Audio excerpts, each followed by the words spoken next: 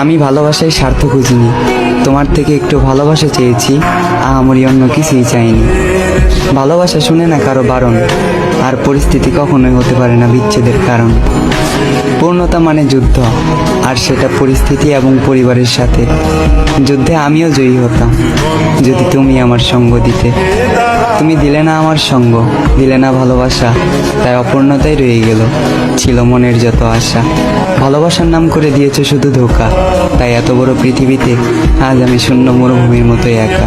তোমার পরিবর্তন দেখে আমি হতাশ, চোখ বন্ধ করলেই ভেসে ওঠে তোমার স্মৃতির আভাস। অন্ধকার লাগে চারপাশ, অন্ধকারে বন্ধ করে আজ আমার দুঃখের সাথে বসবাস।